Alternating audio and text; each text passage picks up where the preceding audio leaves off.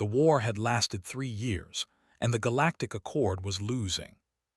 Commander stood on the observation deck of the GSS Meridian, watching the distant flashes of light that meant another battle was ending badly. Each flash was a ship dying. Each flash was 1,000 souls burning in the cold vacuum of space. She had seen so many flashes over these 3 years that she had stopped counting. The Meridian was a human frigate, small and fast and utterly insignificant in the grand scheme of galactic warfare. It had been assigned to supply runs because the Accord's High Strategic Council did not believe humans had anything valuable to offer in actual combat. Humanity had joined the Galactic Accord only 2 centuries ago. They were the youngest species in the Alliance. They were also, according to every other member race, the most primitive. Did not feel primitive, she felt frustrated. The door behind her slid open, and her second-in-command stepped onto the observation deck. Lieutenant James was a tall man with tired eyes and a data tablet clutched in his hands. He had been her friend since their academy days on Earth, and she could read his expression like a book. "Another loss?" she asked without turning around. "The 7th Combined Fleet," James said quietly. "They engaged at the Nebula. 1,400 ships against 1,200. The Accord had numerical superiority. And we lost 900 ships, the lost 200. Closed her eyes. The math was always the same. The Accord outnumbered the Dominion in ships and soldiers and resources.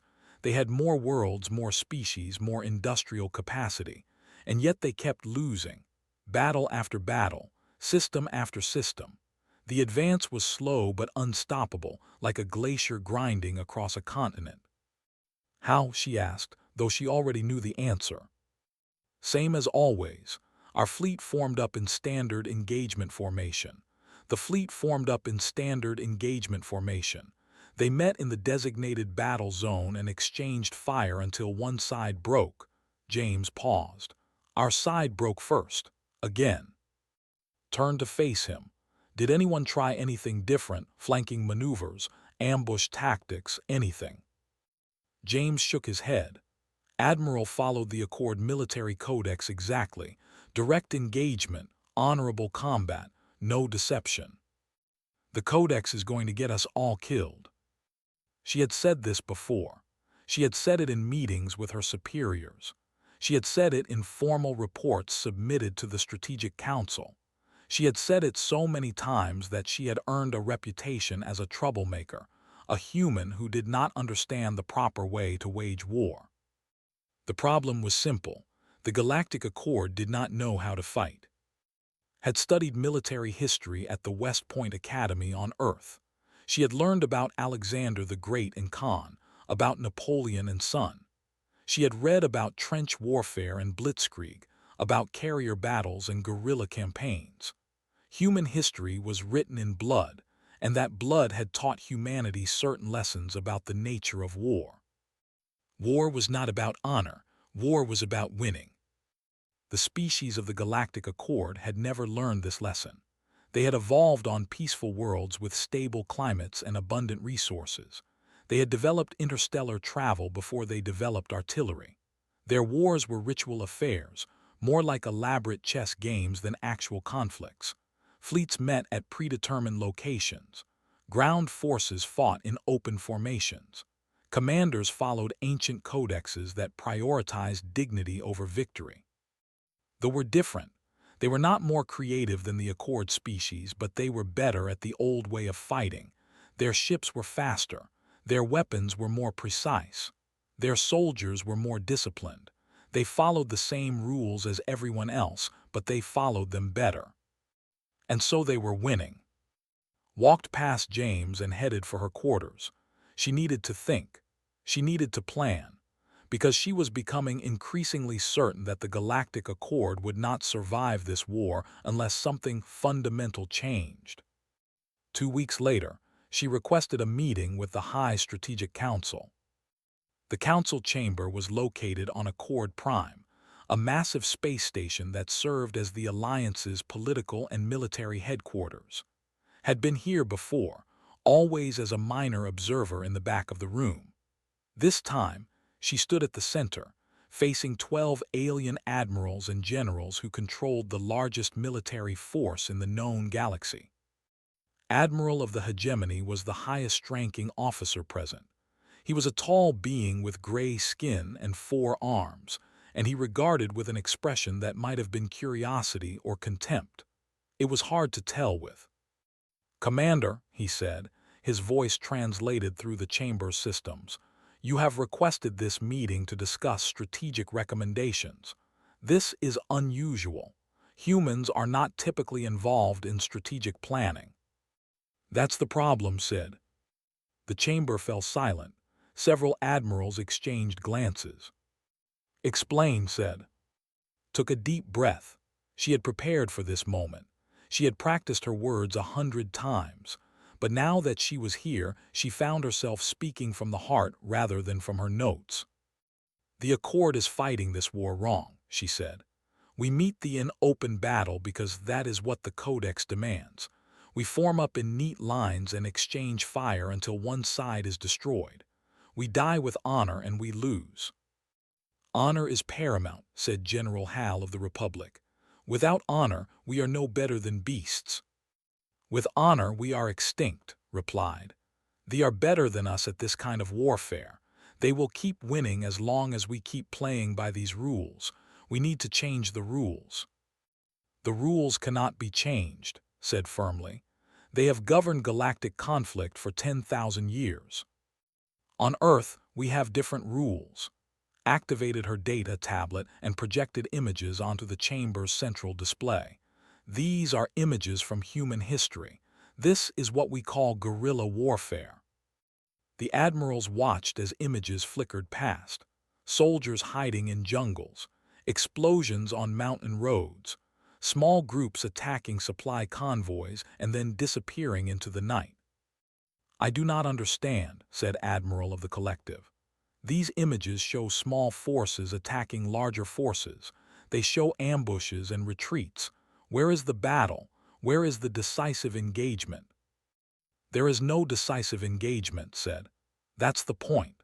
Guerrilla warfare is about refusing to fight on the enemy's terms. You strike where they are weak. You disappear before they can respond. You make occupation so costly that the enemy cannot afford to continue." "This is cowardice," said flatly. "This is survival."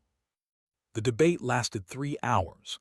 Explained concepts that the alien admirals had never encountered: asymmetric warfare, psychological operations, winning by not losing. She told them about the American Revolution and the Vietnam War, about resistance movements and partisan campaigns. She showed them how small forces had defeated larger ones throughout human history by refusing to fight fair. The Council rejected her proposals unanimously. "Humans are young," said as the meeting concluded. "You will learn in time that there is a proper way to wage war. These tactics of yours may have worked on your primitive world, but they have no place in galactic conflict. We will continue to follow the Codex, and we will prevail through superior numbers and righteous conduct." Left the chamber feeling empty. She had tried, she had failed, and now she would watch the Accord die, one honorable battle at a time. But as she walked back to the shuttle bay, she made a decision. If the Council would not listen, she would prove her point another way. She would request a transfer to a backwater world, somewhere far from the main fronts, somewhere that would eventually conquer. And when they did, she would show the galaxy what humans really knew about war. The transfer papers were approved within a week. No one cared where a troublesome human commander wanted to go. Gathered 300 volunteers, all of them human, all of them trained in the old ways of fighting. She loaded them onto transports along with equipment and weapons and one special cargo, a data core containing every book ever written about guerrilla warfare. Their destination was IV, a colony world of no strategic importance. It would fall within a year, according to the Strategic Council's projections. Was counting on it. IV fell on a Tuesday. watched the invasion from a hillside 20 kilometers outside the capital city. The ships descended through the atmosphere in perfect formation, their hulls gleaming in the morning sun. Orbital defense platforms exploded in neat sequence, overwhelmed by superior firepower. The colonial militia formed up in the city square, exactly as their training demanded, and died in disciplined rows when the ground forces arrived. It was over in 6 hours. "Now we begin," said to her people. There were 312 humans on that hillside. They were joined by 47 aliens, and others who had grown curious about strange ideas during the long voyage to this forgotten world. They were also joined by 218 colonists who had fled the city before the invasion, locals who had lost everything and wanted revenge. Looked at her ragged army and smiled. It was not enough to face the open battle. It was not meant to be. The first week was quiet. They established their standard occupation grid, administrative centers in the major cities, resource extraction facilities in the mining regions, military garrisons at mathematically optimal intervals across the continent. They had done this on 100 worlds before. They knew exactly how to control a conquered population. What they did not know was what would happen next.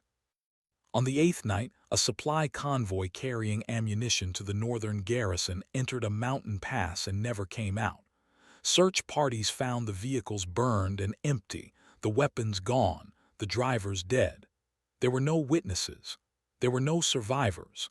The commander filed a report attributing the loss to local wildlife. On the 12th night, the commandant of the eastern mining facility was found dead in his quarters. The door was locked from the inside. There were no signs of forced entry. The security systems showed nothing. The death was classified as natural causes, though they did not technically have natural causes that involved knife wounds. On the 15th night, 3 power stations exploded simultaneously. They investigated and found evidence of sabotage, but they could not determine who was responsible. The human and alien workers at the facilities all had perfect alibis. They had all been locked in their dormitories under guard when the explosions occurred. The commander, a general named, began to grow concerned. He sent investigators to the mountain pass where the convoy had disappeared. The investigators disappeared too. He sent a battalion to sweep the wilderness outside the capital. The battalion returned 3 days later, minus a quarter of its soldiers, reporting enemies that struck from shadows and melted into the forest like ghosts. "What is happening on this world?" demanded at a command meeting. "We have conquered 100 systems. We have never encountered resistance like this." His officers had no answers. The Accord species did not resist occupation. They surrendered, accepted their defeat with dignity, and waited for the war to end. That was how civilized beings behaved. The humans on IV were not behaving like civilized beings. Had divided her forces into cells of no more than 12 people. Each cell operated independently. They had no central headquarters, no command structure that could be destroyed. They communicated through dead drops and coded signals, through messages hidden in ordinary objects and passed between seemingly innocent civilians. She had studied the great guerrilla campaigns of human history. She knew how they had frustrated the most powerful military on Earth. She knew how the Afghan Mujahideen had broken the Soviet Union. She knew how the Spanish resistance had bled Napoleon's army white. And now she was teaching those lessons to anyone willing to learn. The local population was her greatest weapon. IV had been home to 500,000 colonists before the invasion, humans and a small community of refugees. They had jobs in the cities and farms in the countryside. They looked harmless. They were not. Taught them the art of passive resistance.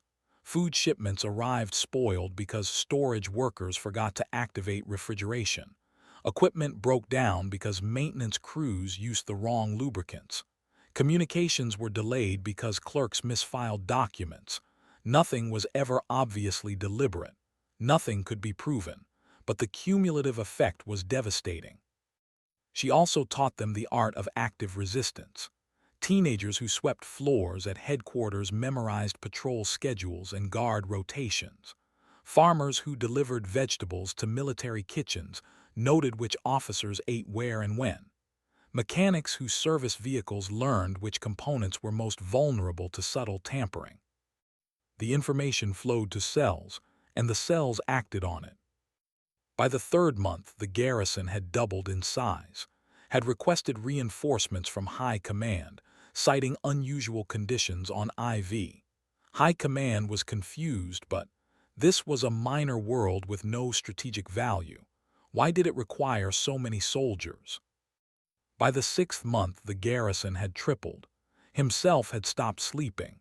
He was afraid of being killed in his bed like so many of his officers. He had moved his quarters 6 times. He had increased his personal guard to 50 soldiers. It did not help. The resistance struck everywhere and nowhere. Bridges collapsed when convoys crossed them. Fuel depots caught fire in the night. Officers who traveled alone were found dead in alleys. Officers who traveled in groups were killed by explosives hidden in their vehicles. There was no pattern.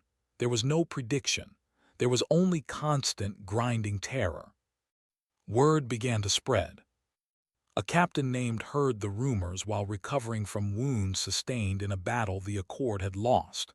He had been disgraced, stripped of his command for retreating without authorization. Under Accord military law, he should have died with his ship. Instead, he had lived, and now he was considered a coward. He sought out the humans. Finding them was not easy. His network was designed to be invisible, but was persistent, and eventually he made contact with a human trader who knew a farmer who knew a mechanic who knew how to send a message to the resistance. 3 weeks later, sat across from in a cave in the mountains of IV. "I want to learn," he said. "I want to understand how you fight." Studied the alien officer. He was tall and gray-skinned, with the stiff bearing of someone who had spent his life following rules. She recognized the shame in his posture. She had seen it before, in soldiers who had been broken by the gap between what they were taught and what they experienced. "Why?" she asked. "Because the Accord is dying, because we keep fighting the same way and keep losing, because I watched my crew burn while I followed orders that made no sense." His voice cracked. "Because I am tired of losing." Nodded slowly, then welcome to the resistance. Over the following months became her most dedicated student. He learned about ambush tactics and intelligence gathering, about supply line interdiction and psychological warfare. He learned concepts that had no equivalent in his language: guerrilla, insurgent, asymmetric. He learned that war was not about honor. War was about making the enemy bleed until they could not bleed anymore. And then he began to teach others. By the end of the first year, cells were operating on 11 occupied worlds. Some were led by humans. Some were led by aliens who had learned from humans. All of them followed the same principles: strike fast, disappear faster, never fight fair. The Empire was bleeding, not from any single wound but from 1,000 cuts that never stopped. Their supply lines required triple escorts. Their garrisons demanded constant reinforcement. Their soldiers, for the first time in Imperial history, were afraid to leave their bases. Generals, still trapped on IV, sent increasingly desperate messages to High Command. "We cannot defeat an enemy that will not fight," he wrote. "We cannot occupy a world where everyone is a potential assassin. We cannot win a war without battles." High Command did not know how to respond. Nothing in their doctrine covered this situation. Nothing in their history had prepared them for an enemy that refused to follow the rules. The Ghost War had begun. The High Command convened on the Imperial for the first time in 3 centuries. General, Supreme Commander of the Dominion's military forces, looked at the reports spread across the holographic display and felt something he had not experienced since childhood. He felt afraid. "Explain this to me," he said to his assembled officers. We have conquered 87 worlds. We have destroyed 40 Accord fleets. We control more territory than any empire in galactic history, and yet our logistics network is collapsing. Our occupation forces are being bled white. Our soldiers are deserting. How is this possible? Admiral Commander of the 5th Expeditionary Fleet stepped forward. The humans, she said, they have introduced a new form of warfare, something called guerrilla tactics. Our analysts have been studying captured documents and prisoner interrogations. The results are disturbing. Show me. Activated a secondary display. Images appeared. Burned convoys, destroyed installations, dead officers. Maps showed patterns of attacks across dozens of worlds. Casualty reports scrolled past in endless columns. They do not fight as we fight, explained. They refuse direct engagement. They strike at supply lines and communication systems. They attack officers and avoid enlisted soldiers. They use the civilian population as a shield and a weapon. They retreat before we can respond and return when we have moved on. Then we destroy the civilian population, said. If they shelter our enemies, they are our enemies. We have tried. On IV, we executed 10,000 civilians suspected of collaboration with the resistance. Recruitment for the resistance tripled within a month. On III, we burned 3 villages to the ground. The next week, every power station on the continent was destroyed. Slammed his fist against the display. Then we use more force. We deploy more soldiers. We crush them. We have deployed more soldiers. Admiral's voice was flat. We have increased our occupation forces by 400% in the past year. We are stretched thin. Every soldier guarding a supply depot is a soldier who cannot fight at the front. Every ship escorting convoys is a ship that cannot engage Accord fleets. The Accord fleets are not a threat. We have defeated them in every engagement. We have not engaged them in 6 months. The chamber fell silent. This was true. The Accord had stopped offering battle. Their remaining fleets had withdrawn to core systems and refused to emerge. They had claimed this as victory, evidence that the enemy had lost the will to fight. Now wondered if they had been wrong. Across the galaxy was receiving a visitor. The visitor was Admiral, Supreme Commander of the Galactic Accord's military forces. He had traveled to IV in secret, aboard a small transport with a false identification signature. If they had discovered him, he would have been captured or killed. He had come anyway. You were right, he said. They sat in current headquarters, a network of caves in the mountains that had been a mining complex before the war. The caves were cold and damp, and filled with equipment that had been salvaged, stolen, or improvised. They were also invisible to sensors, which was what mattered. I know, said. Made a sound that might have been a laugh. I rejected your proposals 3 years ago. I called your tactics primitive and dishonorable. I was a fool. Yes. I have come to ask for your help. Leaned back in her chair and studied the alien admiral. He looked old and tired, his gray skin darker than she remembered, his 4 arms hanging limply at his sides. The war had aged him. It had aged everyone. What kind of help? She asked. The Accord still has fleets. We still have ships and soldiers, but we do not know how to use them. Every time we engage in traditional combat, we lose. Every time we follow the Codex, we die. His voice dropped. I have spent 3 years watching my people die for honor. I cannot watch anymore. You want me to teach you how to fight like humans? Yes. Was quiet for a long moment. She thought about the years of frustration, the rejection of her ideas, the contempt she had faced from officers like. She thought about the 300 soldiers she had brought to IV and the 57 who were still alive. She thought about everything she had sacrificed to prove a point. Then she thought about winning. I will need complete authority, she said. No oversight from the Strategic Council, no restrictions from the Codex. Your captains follow my orders or this does not work. Agreed. I will need time. Your officers have spent their lives learning the wrong way to fight. Unlearning is harder than learning. How much time? 6 months, maybe less. Nodded. They are planning a major offensive. Intelligence suggests they will strike its reach, the junction point for our supply lines to the core systems. If they take it, the war is over. When? 8 months, perhaps 10. Smiled. It was not a pleasant smile. Then we will be ready. The training began immediately. Dispatched her best people to accord fleet commands across the galaxy. They taught captains to think differently, to see retreat not as dishonor but as opportunity. They taught admirals to value deception and misdirection, to attack weakness rather than strength. They taught soldiers that survival was not cowardice. Some learned quickly. Who had become most trusted lieutenant returned to accord command as a special advisor. He had been a disgrace. Now he was essential. Other officers who had been shamed for retreating from battles they could not win found themselves suddenly valued for their experience. Others learned slowly.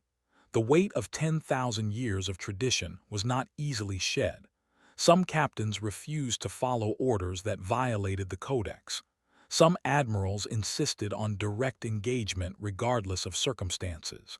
They were removed from command and replaced with officers willing to adapt. The notice something was changing. Their intelligence reports indicated unusual activity in accord space. Fleet movements that followed no recognizable pattern, supply shipments that seemed deliberately inefficient, communication traffic that made no tactical sense. General dismissed the reports. They are panicking, he told his staff. Their defeat is inevitable. They are flailing in the dark, trying anything to delay the end. He was wrong. The Battle of Sreach began on a morning in the 3rd month of the new year. The Armada emerged from hyperspace in perfect formation. 1,800 capital ships, supported by thousands of smaller vessels, carrying enough firepower to reduce a planet to rubble. They expected to find the Accord fleet waiting in standard defensive formation.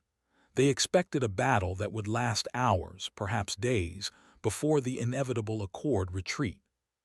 What they found was nothing. Sreach was empty. The Accord fleet had withdrawn. The orbital platforms were dark. The system seemed abandoned. Admiral commanding the invasion fleet reported to General, "No contact with enemy forces. Sreach is undefended. Shall we proceed with occupation?" Proceed, but remain alert. This could be a trap. It was a trap. As the fleet moved deeper into the system, Accord ships began to emerge from hiding. They came from asteroid fields and gas giant moons, from behind planets and within dust clouds. They came not in one great formation but in dozens of small groups, of 5 or 10 ships that struck at the edges of the Armada and vanished before the main guns could target them. The first attacks destroyed nothing important. They hit escort vessels and supply ships, logistics craft and communication relays. The main fleet was untouched. But the attacks did not stop. Hour after hour they struck.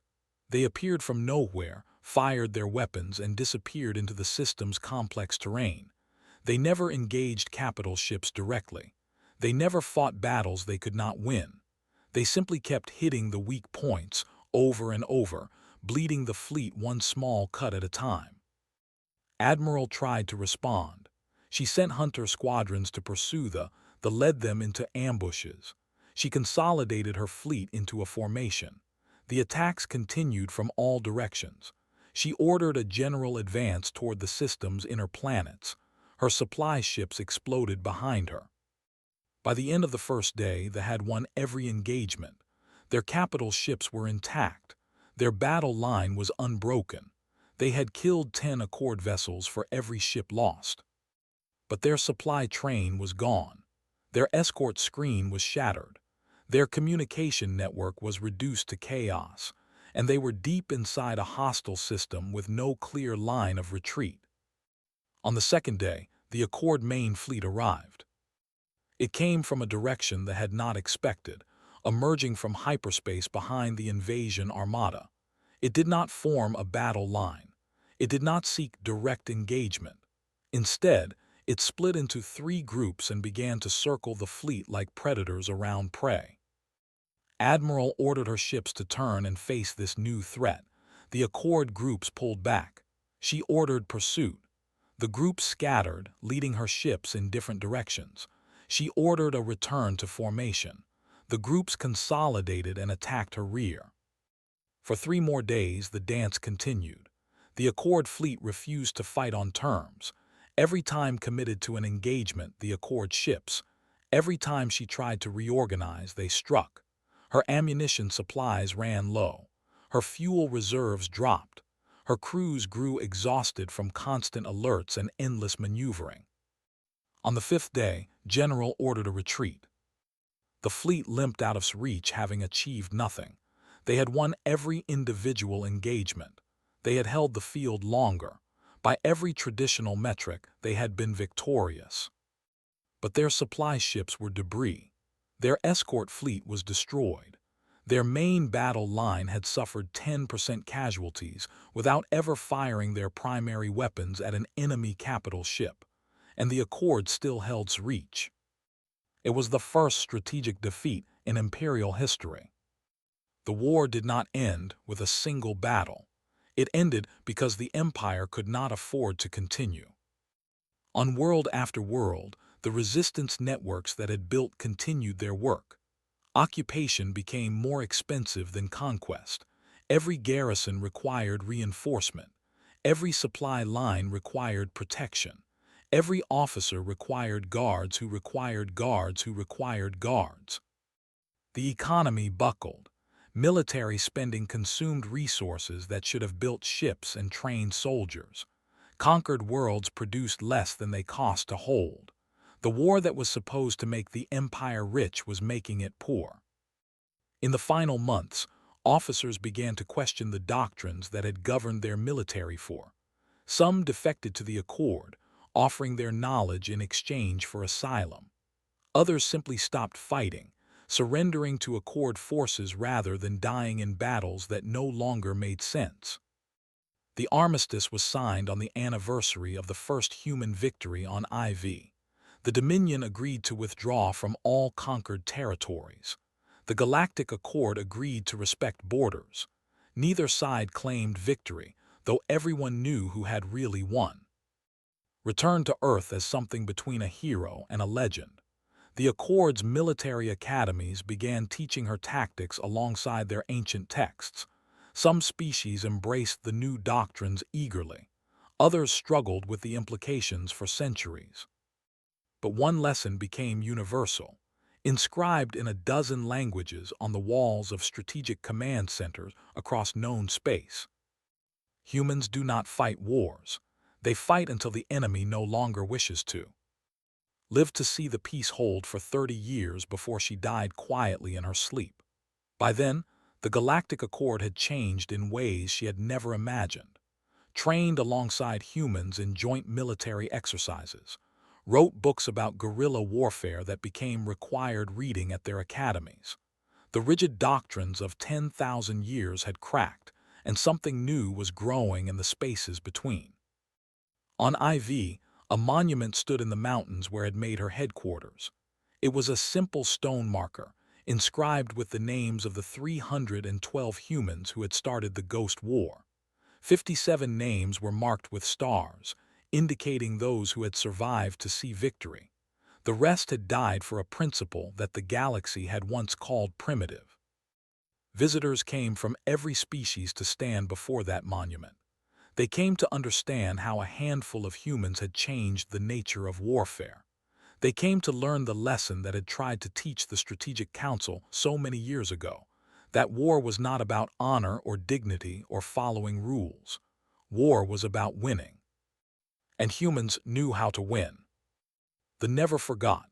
Their empire survived, diminished but intact, and they studied human tactics with the obsession of those who had been defeated by something they did not understand. In time, they became allies of the Accord, partners in a peace that was maintained not by honor but by mutual respect. The galaxy was different after the war. It was harder, perhaps, and less innocent. The old certainties had been shattered by a species that refused to play by the rules. But it was also stronger, more adaptable, more prepared for the challenges that lay ahead. And when those challenges came, as they always did, the galaxy remembered what humans had taught them: strike fast, disappear faster, never fight fair. When